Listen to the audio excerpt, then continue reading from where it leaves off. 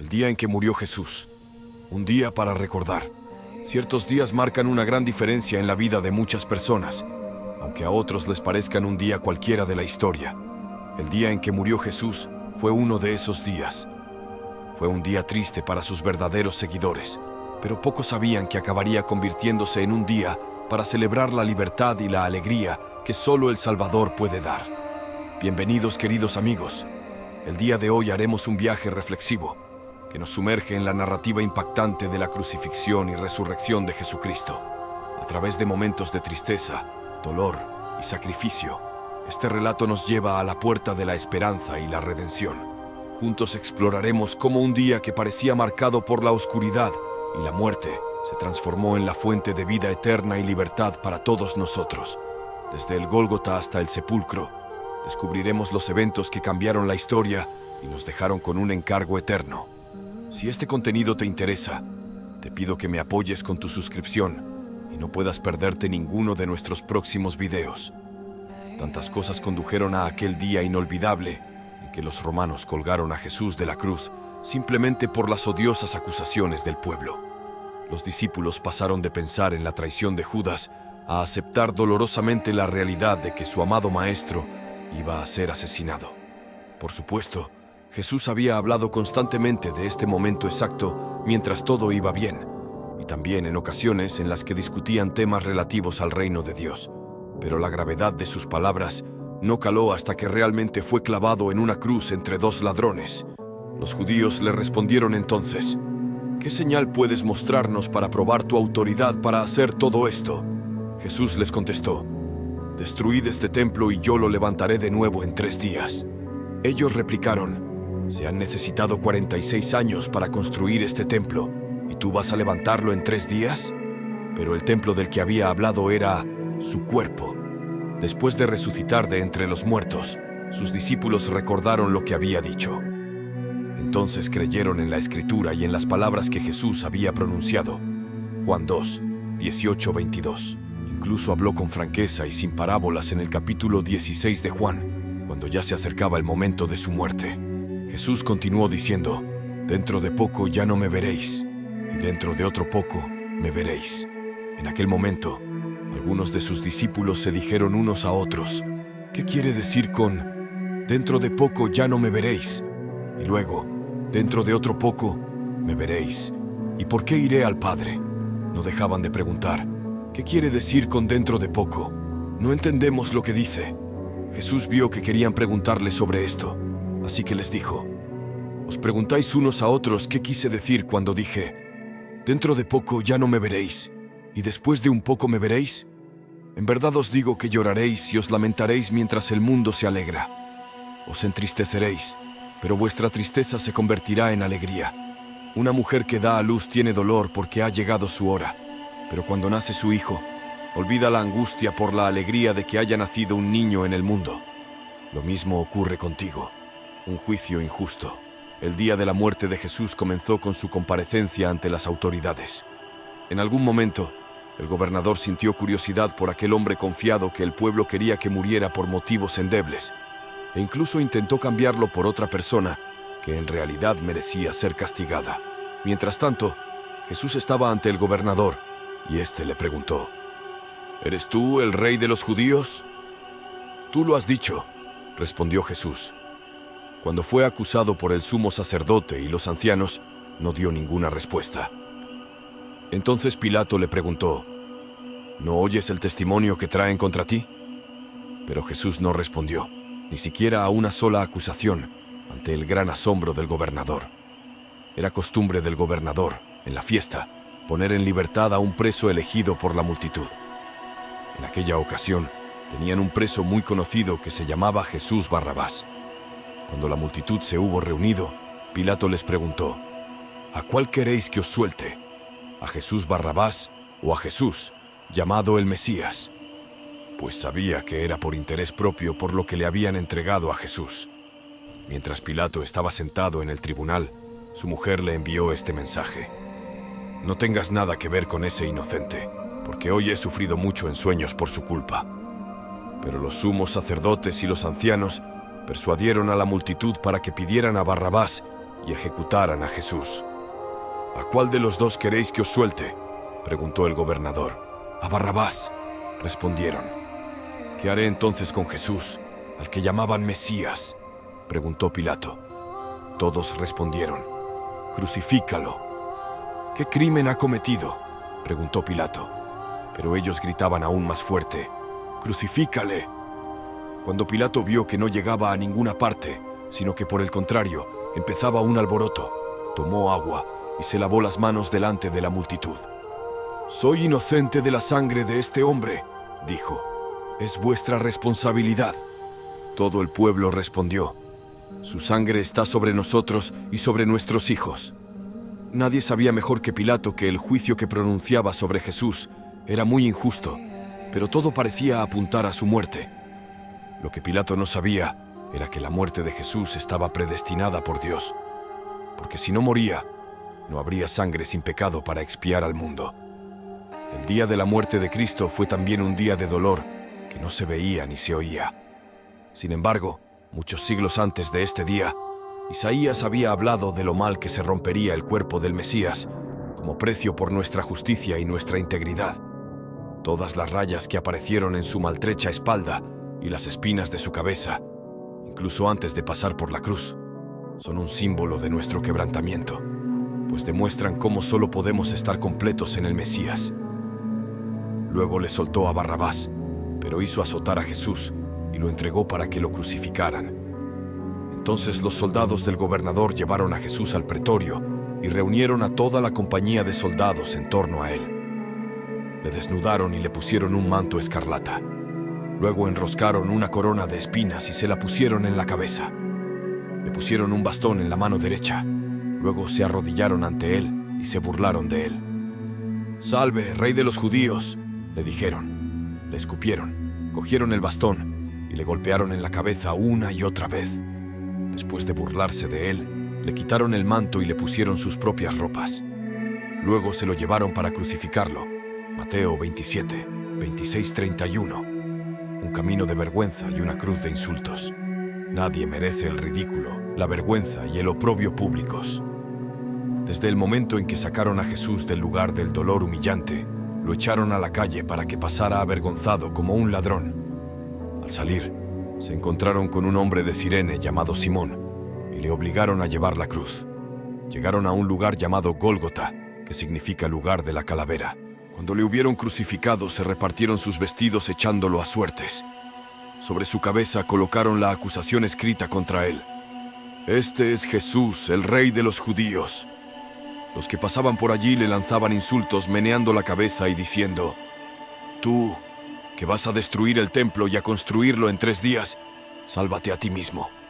Baja de la cruz si eres el Hijo de Dios». Del mismo modo, los sumos sacerdotes, los maestros de la ley y los ancianos se burlaban de él. «Salvó a otros», decían, «pero no puede salvarse a sí mismo. Es el rey de Israel. Que baje ahora de la cruz y creeremos en él. Confía en Dios. Que Dios le rescate ahora si quiere, pues dijo: yo soy el Hijo de Dios». Del mismo modo, los rebeldes que fueron crucificados con él también le profirieron insultos. El gran rey, que fue celebrado con gritos de hosana hace tan solo unos días, fue humillado públicamente y lo soportó todo por nuestro bien, sin levantar la voz en su defensa ni utilizar su poder para acallar a sus acusadores. Así de poderoso es el amor del Salvador, que asumió nuestra vergüenza y nos dio gustosamente su honor. Sin duda, el Hijo de Dios. A veces no sabemos que estamos viviendo un día memorable hasta que miramos atrás en retrospectiva. Desde el mediodía hasta las 3 de la tarde, la oscuridad se apoderó de toda la tierra. Hacia las 3 de la tarde, Jesús gritó en voz alta: «Eli, Eli, lama sabachthani», que significa: Dios mío, ¿por qué me has abandonado?». Al oírlo, algunos de los que estaban allí dijeron: «Está llamando a Elías». Inmediatamente uno de ellos corrió y cogió una esponja. La llenó de vinagre de vino, la puso en un bastón y se la ofreció a Jesús para que bebiera. Los demás dijeron: «Dejadle en paz, a ver si viene Elías a salvarle». Y cuando Jesús hubo gritado de nuevo a gran voz, entregó su espíritu En aquel momento, la cortina del templo se rasgó en dos de arriba a abajo. La tierra tembló, las rocas se partieron y las tumbas se abrieron. Los cuerpos de muchas personas santas que habían muerto resucitaron. Salieron de los sepulcros después de la resurrección de Jesús, entraron en la ciudad santa y se aparecieron a mucha gente. Cuando el centurión y los que estaban con él custodiando a Jesús vieron el terremoto y todo lo que había sucedido, se aterrorizaron y exclamaron: «Sin duda, era el Hijo de Dios». Mateo 27, 31, 54. La Biblia menciona a los que permanecieron cerca de la cruz, a pesar de la misteriosa oscuridad. Fue desde aquella oscuridad desde donde se oyó la voz de Jesús, y en la medida en que se creía que Elías guardaba cierta relación con el Mesías, era natural que algunos de los que permanecían cerca entendieran que las palabras significaban que nuestro Señor estaba llamando a Elías. Había dos velos en el templo. Uno estaba situado ante el lugar santo y el otro ante el Santo de los Santos. El lugar santo puede compararse con la nave de la iglesia, donde los sacerdotes desempeñaban regularmente sus funciones, mientras que el lugar santísimo puede compararse con el coro del coro, que se considera la parte más sagrada del templo. Este se mantenía siempre cerrado y nadie podía entrar en él, salvo el sumo sacerdote, y eso solo una vez al año. El velo que se rasgó a la muerte de nuestro Señor era el que se colocaba ante el lugar santísimo. Era responsabilidad del sacerdote oficiante, al atardecer del día de la preparación, a la hora de la oración vespertina, que correspondería a la hora de la muerte de nuestro Señor, entrar en el lugar santo, donde se encontraría, por supuesto, entre las dos cortinas o velos, el velo exterior y el velo interior. Entonces se encargaría de descorrer el velo exterior, exponiendo el espacio sagrado al pueblo en el atrio exterior. Luego, allí dentro, para su asombro, presenciarían cómo se rasgaba el velo interior de arriba a abajo. Según Josefo, estos velos o cortinas eran de inmenso volumen, pesados y bellamente bordados con oro y púrpura.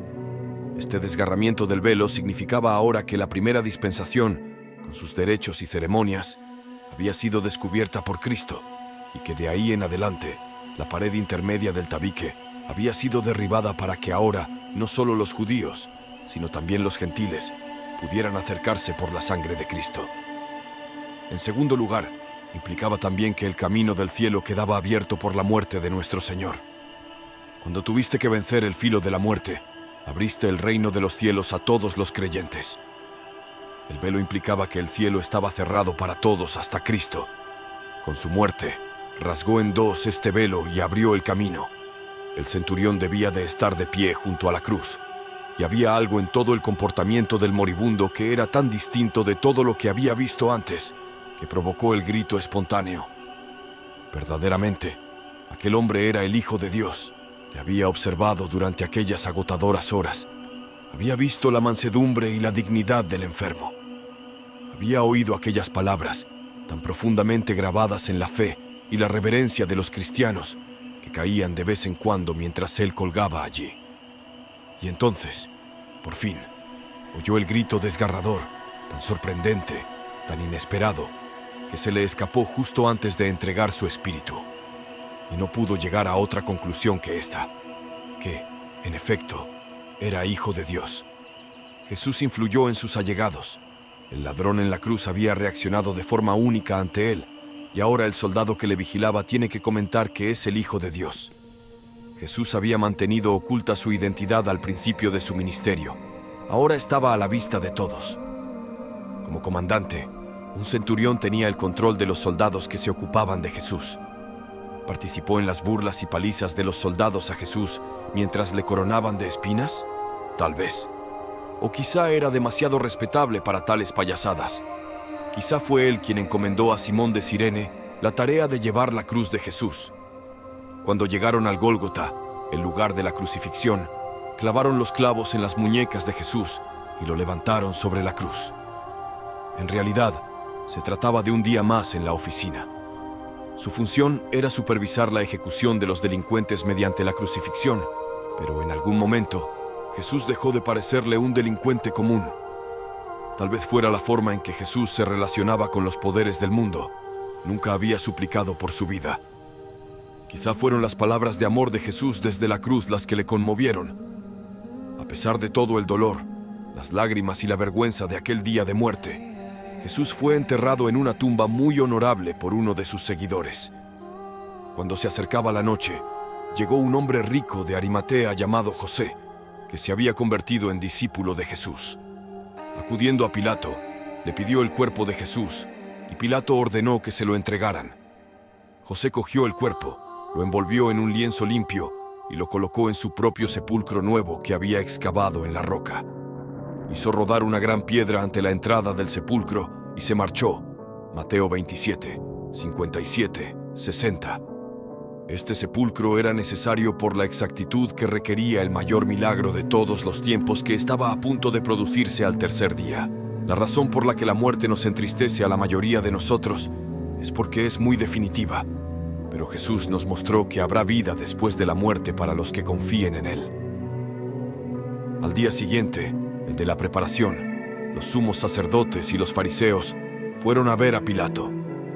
«Señor», dijeron, «nos acordamos de que, cuando aún vivía, aquel engañador dijo, después de 3 días resucitaré. Da pues orden de que se asegure el sepulcro hasta el tercer día. De lo contrario, sus discípulos pueden venir y robar el cuerpo y decir a la gente que ha resucitado de entre los muertos.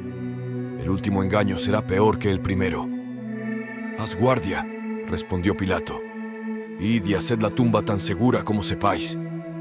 Así que fueron y aseguraron el sepulcro poniendo un sello en la piedra y colocando la guardia. Mateo 27, 62, 66. Ahora bien, aunque esta gente mintió y maquinó para cerrar la historia más grandiosa de todos los tiempos, Jesús se levantó y la redención llegó a todos nosotros. Después del sábado, al amanecer del primer día de la semana, María Magdalena y la otra María fueron a ver el sepulcro. Se produjo un violento terremoto, pues un ángel del Señor bajó del cielo y dirigiéndose al sepulcro, removió la piedra y se sentó sobre ella. Su aspecto era como un relámpago y sus vestidos blancos como la nieve. Los guardias tuvieron tanto miedo de él que temblaron y quedaron como muertos. El ángel dijo a la mujer, «No temas, porque sé que buscas a Jesús, el crucificado. No está aquí, ha resucitado tal como dijo. Ven a ver el lugar donde yacía.